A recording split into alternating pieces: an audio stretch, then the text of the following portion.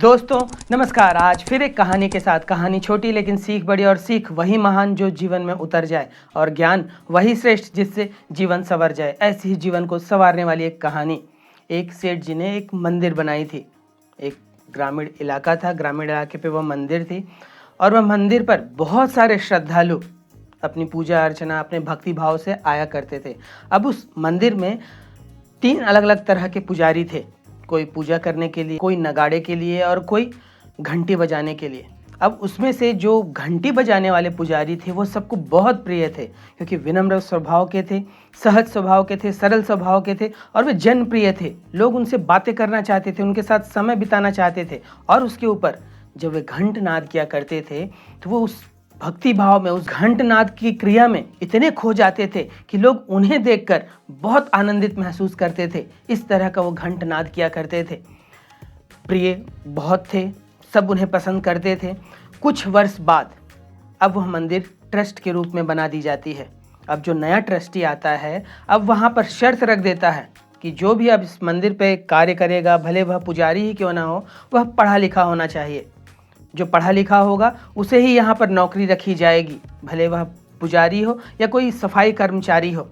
अब इस बात को सुनते ही जो घंटनाद करने वाले पुजारी थे, जो जनप्रिय थे, वे पढ़े लिखे नहीं थे, अंगूठा छाप थे। वे बहुत मायूस होते हैं, उन्हें वहाँ से निकाल दिया जाता है। अब लोग तो उनसे जुड़ चुके थे, लोग उनसे संपर्क में रहना चाहते थे, तो कई लोग उनके पास आकर बोले कि आप क्यों नहीं आते हैं घंटनाद में। तब वह पूरी बात बताते हैं। तब ये लोग कहते हैं कि आप वहाँ घंटनाद की क्रिया में तो आ जाइए, वहाँ पर हम आपसे बातें कर लिया करेंगे। तो बोलते हैं कि नहीं, फिर जो ट्रस्टी है उसको ये लगेगा कि मुझे नौकरी चाहिए, इसलिए मैं बार बार आ रहा हूँ, तो मेरा वहाँ न जाना ही अभी उचित है। फिर भी कुछ लोग उन्हें समझाइश देते हैं, घर परिवार के कुछ लोग समझाइश देते हैं कि आप मंदिर से बहुत वर्षों से जुड़े हुए हो, क्यों ना वहाँ पर आप प्रसाद बेचने का काम, पूजा सामग्री बेचने का एक दुकान डाल दो, और आप सामान भी बेचो, और जब पूजा अर्चना की समय हो आप उस समय वहाँ पर आ जाया करना, कभी कभी आप भी घंटी बजा लिया करना। तो उन्हें यह बात जचती है कि यह बात तो सही की जा रही है, मैं ऐसा तो कर सकता हूँ। अब वे वहाँ पर एक छोटी सी पूजा सामग्री की दुकान डाल देते हैं, और उनके स्वभाव के कारण, क्योंकि जो विनम्र स्वभाव का होता है वह जनप्रिय होता ही होता है, अब उनके दुकान पर भीड़ लगने लगती है। सारे लोग पूजा सामग्री वहीं से खरीदना चाहते हैं, और कुछ वर्षों बाद उनका जो दुकान रहता है बहुत बड़ा दुकान बन जाता है। उनका थोक का काम भी चालू हो जाता है, वे उस जगह के एक बड़े करोड़पति व्यक्ति भी बन जाते हैं। कुछ वर्ष हुए रहते हैं, फिर एक नया ट्रस्टी आता है। अब वह चाहता है कि मंदिर को कुछ बड़ा किया जाए, मंदिर को कुछ भव्य बनाया जाए। अब यह इस घंटनाद वाले पुजारी के पास में, जो अब बहुत अमीर व्यक्ति बन चुका रहता है, फिर भी सरल स्वभाव का रहता है, विनम्र स्वभाव का रहता है, उसके पास यह नया ट्रस्टी आता है और कहता है कि अब मंदिर को कुछ भव्य बनाने का योजना चल रही है, तो हमें चंदे स्वरूप कुछ रुपए चाहिए।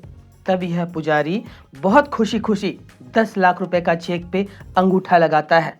अब अंगूठा लगाते देख यह ट्रस्टी अचरज में करता है कि आप पढ़े लिखे नहीं हैं, आपने पढ़ाई नहीं की, आप अंगूठा छाप हैं, और आप इतने सफल व्यक्ति बन गए हैं। तब यह पुजारी हंसते हुए कहता है कि अगर मैं पढ़ा लिखा होता तो आज भी मंदिर में घंटी बजा रहा होता। दोस्तों, कहानी छोटी सी है, हमें यह सीख दिखाती है कि हमें वर्तमान परिस्थिति जो हमारी है वही मंजिल नहीं है, हमें आगे का सोचना चाहिए। मेरे अंदर सर्वश्रेष्ठ क्या है, मुझे वह बाहर लाना होगा, और उस पर अपना 100% देना होगा। जिस उद्देश्य से इस प्रकृति ने आपको बनाया है उस उद्देश्य को समझना होगा, और वह समझ में आ गया तो आप उस काम पर डटे रहेंगे। परिस्थितियां कैसी भी रहो, रुलाएं, आपको सताएं, तड़पाएं, लेकिन आप वह काम नहीं छोड़ेंगे। तो जीवन में जब भी विपरीत परिस्थिति हो, मन मुताबिक ना हो, जब इस पुजारी को निकाला गया केवल पढ़ा लिखा ना होने की वजह से, दुख तो बहुत हुआ होगा, कष्ट तो बहुत हुआ होगा, क्योंकि वर्षों से वह उस मंदिर पर जा रहा था, लेकिन उसने परिस्थिति को समझा और नई स्थितियों पर अपने आप को डाल दिया, और वहाँ वह सफल हो गया। ऐसे ही हमारे जीवन में विकट परिस्थिति जब आती है तो उस समय हमें लगता है कि यह हमें क्यों कष्ट मिल रहा है, लेकिन शायद वह कष्ट हमें संवारने के लिए आया है, हमें मांझने के लिए आया था, कि जो हमें आगे मिलने वाला है वह सर्वश्रेष्ठ मिल सके। हमें इस कहानी से यही सीख मिलती है। हमें दूसरी सीख यह भी मिलती है कि जीवन में सफलता का मतलब पढ़ा लिखा हुआ होना नहीं है।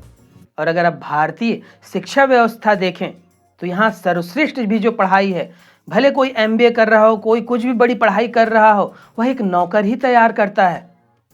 कोई मालिक नहीं बनना चाहता, पढ़ लिख कर भी लोग नौकरी करना चाहते हैं। मुझे याद है अच्छी तरह से, जब प्रधानमंत्री नरेंद्र मोदी जी पहली बार अब उन्होंने प्रधानमंत्री बनने के बाद स्पीच दिया तो भारत में स्वरोजगार को उन्होंने बहुत जोर दिया। आपके भीतर जो टैलेंट है उस पर अपना 100% देने को उन्होंने आह्वान किया था, जिसका नतीजा है कि हमारा भारत धीरे धीरे अब बहुत तरक्की करते जा रहा है।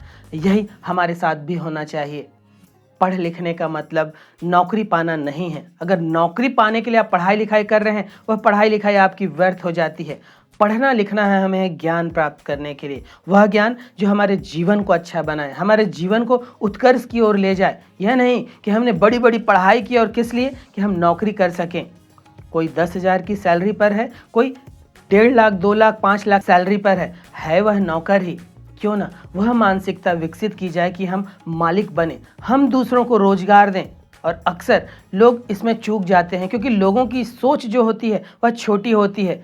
वे चाहते हैं कि कुछ 50-60 हज़ार 1 लाख की नौकरी मिल जाए, या कुछ लोगों का सपना होता है कि 10-20 हज़ार की भी नौकरी मिल जाए, हमारा जीवन कट जाएगा। हमें अपनी सोच को बड़ी करनी होगी, और जब सोच बड़ी होगी तब हमारे अंदर से प्रेरणा आएगी, और वह अंतः प्रेरणा आपको ऊपर की ओर लेती चली जाएगी। हमें अगली सीख यह भी मिलती है इस कहानी से कि हम विनम्र बने रहें। जब असफलता हो, जब जीवन में संघर्ष हो तब भी, और जब हम सफल हो जाएं तब भी, हमारा यह विनम्र स्वभाव ही, हमारा यह विनम्रता भरा व्यवहार ही हमें ऊपर की ओर ले जाता है। हम चहेते लोगों के बन सकते हैं, और जब हम लोगों के चहेते बन सकते हैं तब हमें रहना तो इसी जंगल पर है, हमें इन लोगों को ही टैकल करना है। तो क्यों ना वह गुण विकसित की जाए, और वह गुण है विनम्रता, पोलाइटनेस। जब हम अपने स्वभाव में इस तरह का व्यवहार रखते हैं, हम जो भी काम कर रहे हों, व्यापार कर रहे हों, नौकरी कर रहे हों, बड़ा उद्यम चला रहे हों, अगर हम विनम्र हैं तब हम सफल ही सफल होते चले जाएंगे। तो इस कहानी से यही सीख सब लेते हुए क्यों ना इस सीख को अपने जीवन पर उतारें, क्योंकि आपने इस कहानी को कहानी के तौर पर सुन लिया और यूं ही चले जाने दिया कि 10 मिनट 12 मिनट 8 मिनट की यह वीडियो आपने देख ली, आप खुश हो गए, तब हमारा प्रयास विफल हो जाएगा। हमारा प्रयास है कि आपको इस कहानी से जो सीख मिलती है अपने जीवन पर उतारते चले जाइए। और कहानियों की सीख, आपने कई लोगों के इंटरव्यू देखे होंगे, वे किसी कहानी का जिक्र करते हैं, किसी घटना का, किसी प्रेरक प्रसंग का उल्लेख करते हैं, और वह प्रेरक प्रसंग उनके जीवन को बदल देता है। तो क्यों ना इस कहानी की सीख को हम अपने जीवन पर उतारें और अपने जीवन को और चरमोत्कर्ष पर लेते चले जाएं।